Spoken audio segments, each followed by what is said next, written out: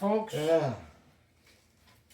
Chapter 35. We are up to verse 16. Now, we are still at the point where Jacob and his entourage are moving from Shechem to Bethel. And verse 16 says, Then they journeyed from Bethel, and when there was still some distance to go to Ephrath, Rachel began to give birth, and she suffered severe labor. So they made it to Bethel, which, as you'll recall, is a few miles north of Jerusalem. And then, after staying there for a short period of time, continued to move on toward what we now call Bethlehem. Now it says they were on the way to Ephrath. That's an ancient name of Bethlehem. But as you can see, they didn't get that far. It says Rachel apparently was in labor. Then verse 17 says it came about when she was in severe labor that the midwife said to her, Do not fear, for now you have a son. Now, this is, as far as we know, the only son. I'm not going to say the only child because, frankly, we don't know how many daughters might have been born because only one daughter is even mentioned. The other reference we just have is just to other daughters, plural. But this is the only son that was born in Canaan. All the others born in Haran. But this is the birth of Benjamin. Verse 18 says, And it came about, as her soul was departing, for she died, that she named him Ben-Ani, but his father called him Benjamin. Now, Ben-Ani, and of course Ben, as you will recall, is the Hebrew word for son. And when you've got two nouns together, it's, a possessive. In this case, it would be son of. So Ben-Ani, she named him son of my sorrow. But obviously, Jacob didn't care for that too much. And since, I guess, she had died, he stepped in and changed his name to Benjamin, which means son of the right hand. Now, you'll notice overwhelmingly the children are named by which parent? Mother. Yeah, we see the mothers naming them. Prior to this, Leah and Rachel did all the naming. But in this particular case, Jacob stepped in and overruled Rachel's name. I think calling son of my sorrow, I think it's probably pretty apparent why Jacob didn't like that name and changed him to son of the right hand. So Rachel died and was buried on the way to Ephrath, that is Bethlehem. And by the way, in Bethlehem, notice the first syllable in that is Beth. What's Beth mean? Anybody remember? House. House.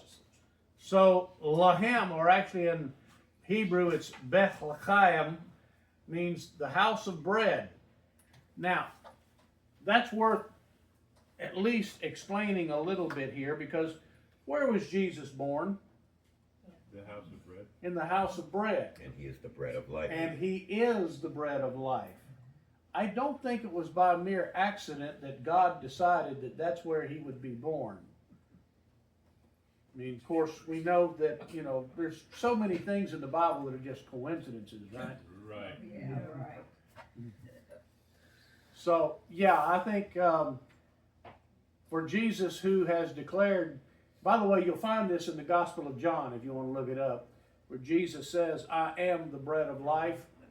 Well, he's born in literally in the city named the House of Bread. Verse 20 says, And Jacob set up a pillar over her grave. That is the pillar of Rachel's grave to this day. Now, of course, when we say this day, what day was that? The day that it was written. Yeah, but when was that? It was Wednesday. Thanks. Now, according to my calendar, it was just after midnight on Thursday. Oh, okay. Works in the dark. No, I mean, who wrote Genesis? Moses. Moses. Moses. When did he write it? Just after midnight. On Thursday. On Mount Sinai. On Mount Sinai during the Exodus. So when you see these references to, well, it's still there, or it's to this day, well, that's Moses' editorial comment that as far as Moses knew, that thing was still there, which is interesting that Moses would write this in this way because, well, did Moses ever, now I know this is one of my little trivia questions, but I should say, in this life, did Moses ever make it to the promised land? No. No. So how does Moses know whether it's there? There you go. Remember who dictated all this to Moses?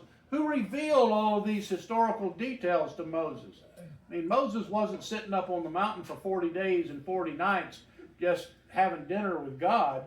Scribe. Yeah. He was writing down what God was telling him. So he's getting this information from God because clearly Moses was not there to witness any of this. But when he says to this day, that just tells us at least as of the time of the Exodus, God's telling him, well, that pillar's still there. Is it still there? Well, now that I couldn't tell you. God hadn't spoken to me about that today. Well, And I haven't been there. I just wondered if it was, you know. I don't know. Yeah, And historical thing. And if it were, the problem is, how would we know that's what it was? Yeah, I mean, I doubt that Jacob put a sign on it.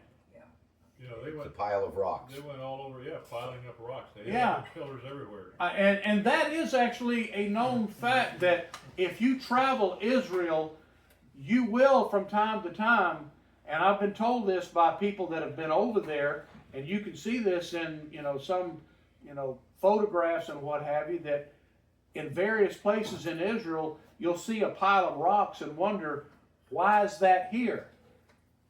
Well, probably some ancient altar or pillar that was set up. So yeah, I believe that there are a lot of them still are there, but now whether this one is still there, I couldn't tell you. Alright, Jacob set up a pillar over her grave. That is the pillar of Rachel's grave to this day. Then, now notice, verse 20 says, and Jacob. Then verse 21, it says, then Israel. Change the name. Why is the name suddenly changed? It says, then Israel journeyed on and pitched his tent beyond the tower of Eder. Now, that basically means the tower of the flocks. So that tells us that our previous reference to the Tower of Eder was named a generation earlier because that's where they had a lot of flocks. But now, anybody want to take a wild guess why from one verse to the next we swapped from calling him Jacob to now he's Israel? Setting up the memorial to Rachel was an individual act of Jacob the husband. Moving the family and the tribe and the nation was an act of the patriarch of the nation. What that tells you, absolutely, what that tells you is that now that Rachel is gone, Jacob is focused on being the patriarch, the progenitor, if you will, of his family. So when Jacob moves on and heads on farther south, it's not just Jacob. The whole family is with him. And what happens a lot of times whenever a mother dies? The dad takes over. Well, not only that, but you figure the brothers and the other sons step up to the plate And so they've now gone from being just, brothers and dad's sons to, well, now that dad's favorite wife has died, it kind of gives you or makes you wonder, have they now stepped up and are seeing themselves as men in their own right and patriarchs of their future clans? And notice at this point what we have not been told so far. Again, you can get a lot of information from the Bible about what we don't get told. And in this point, what I'm getting at is, how old do you think, at least, now clearly Benjamin is a baby. And Joseph couldn't have been more than probably a toddler or maybe a kid of 5 or 6 years old. But all the rest of the brothers were probably how old? Late teens, early 20s, maybe. Reuben might have been even 20. Reuben was probably, well, you figure, considering that two of Reuben's brothers, Simeon and Levi, massacred a whole town. They weren't young men or just teenagers. They were adults and capable of, wielding a sword. Where I'm going with this is, we're never told a whole lot about, there's a few references here and there, which we'll see as we continue, but there's no spot in the Bible that says, okay, at this particular time, Reuben married this person, or Judah married this particular person over here. Again, there's a few references to their wives scattered throughout. But if they are now, at least the older half of them, in their adulthood, do you think they're still single? Or do you think at this point, at least they're looking for wives? Possibly. And this may indicate why we've now seen the transition to Israel, because now that they are moving back to the area where the rest of their extended family is, what do you think is going to be high on the agenda for those older brothers? They're going to be finding wives if they haven't already. Now, why is that important? What did God tell Jacob? What was his last order to Jacob? Be fruitful and multiply. And so we see now the transition to Israel, which tells us they're doing some multiplying. Reuben's doing his part. I'm sure. In the next Yeah, verse. which we're going to see. Next verse. Yeah. I wonder at this time too, if maybe Jacob Israel had his Job moment, because it seems to be the hardest part to learn with your relationship with the Lord is when bad things happen, there's a reason for it. It seems obvious he changed his name. There's something. Mm-hmm. So I'm just saying. I wonder. Well, clearly, Jacob/Israel is growing in his faith, but as we've already seen, he's not there yet. And he's about to experience, as Larry just mentioned, the next in a series of problems in his family, which tells us that Jacob, at least as the head of the household, is getting older and possibly slipping in some of his respect. All right. Says verse 21, then Israel journeyed on and pitched his tent beyond the Tower of Eder, and it came about while Israel was dwelling in that land that Reuben went, and of course the fact that he does this tells us that Reuben is definitely an adult. It said Reuben went and lay with Bilhah, his father's concubine. And Israel heard about it. Now, So this is the act that takes Reuben's line out of the running? this we've seen so far, Simeon and Levi have basically fallen out of favor with their father because, well, they massacred a whole town and made it necessary for the whole family to now move again. And now as you just mentioned, we see Reuben, who was at this point the heir apparent. He's the firstborn son. Well, Reuben kind of goes and does something he ought not to have done. Also kind of makes you wonder. Notice it didn't say he in any way forced her. Just says he lay with Bilhah. Kind of makes you wonder how much of a willing participant Bilhah was. Well, wasn't Rachel She's Bilhah's Rachel's maid. maid? Now, here's the issue. Legally a wife, but considered a concubine. Rachel is gone, so Bilhah no longer has any responsibilities as the slave girl of Rachel.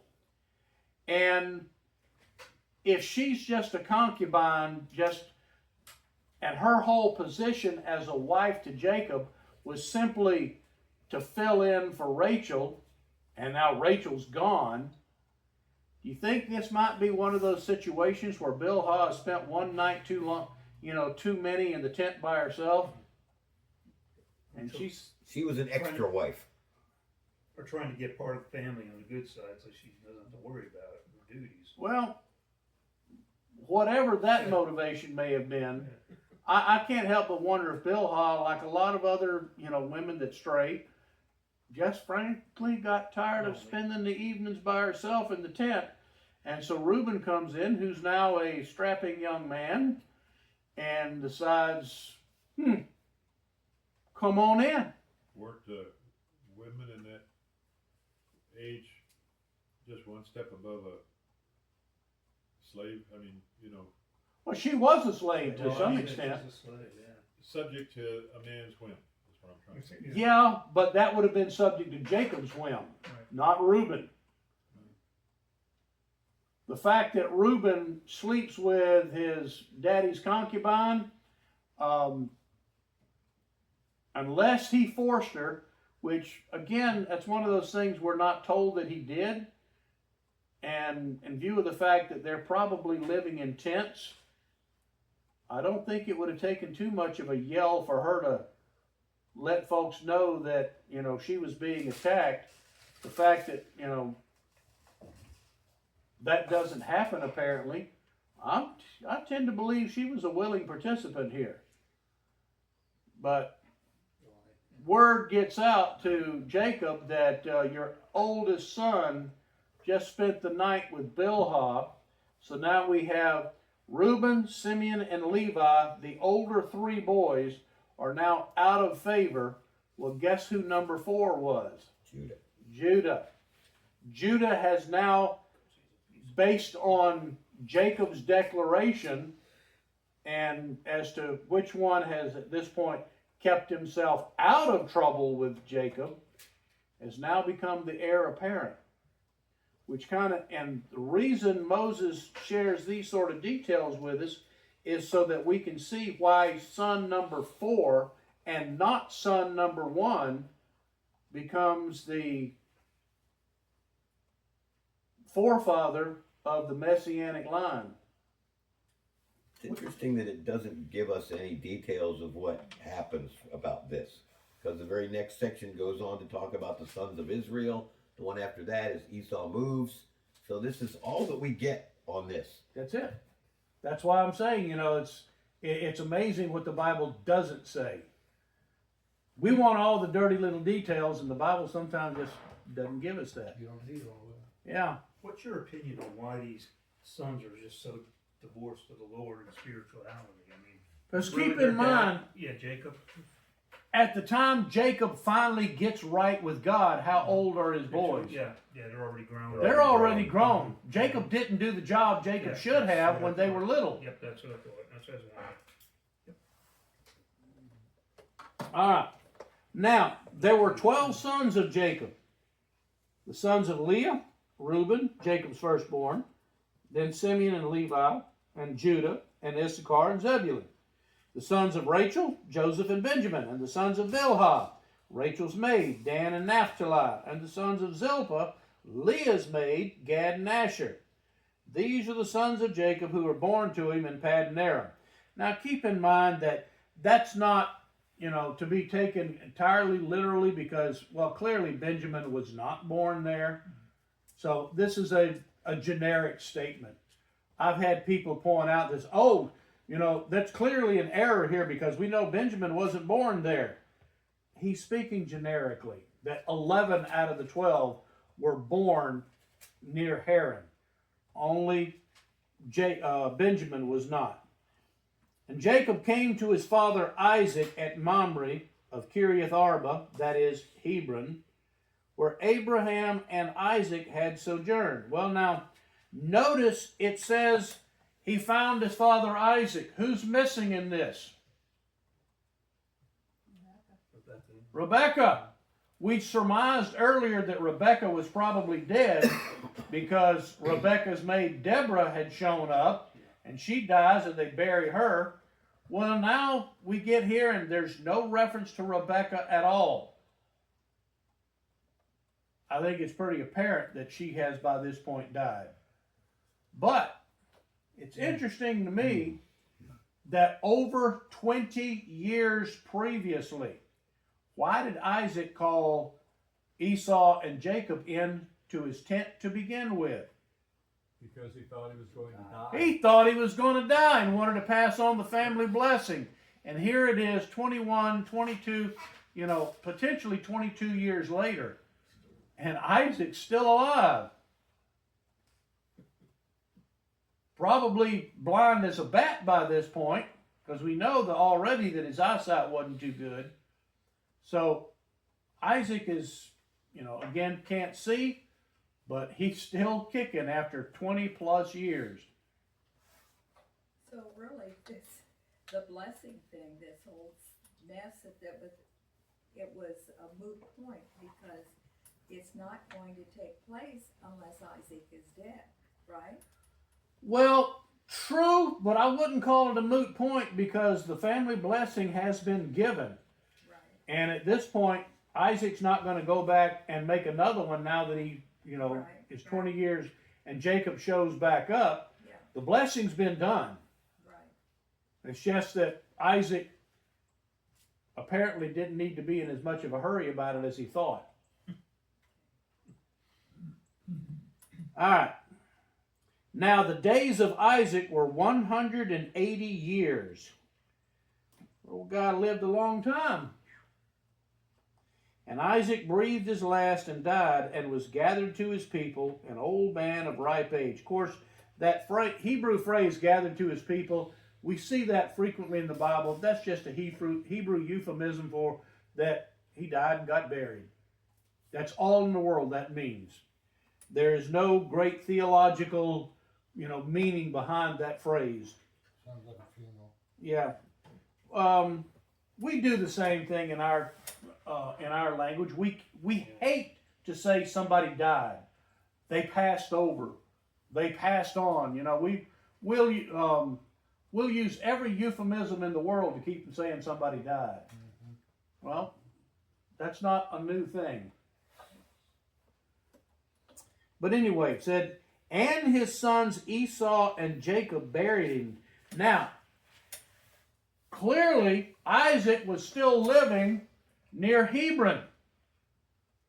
Esau had moved 100 miles away to the southeast in the land of Edom, or what became known as Edom, southeast of the Dead Sea. But we see here that Esau and Jacob buried him.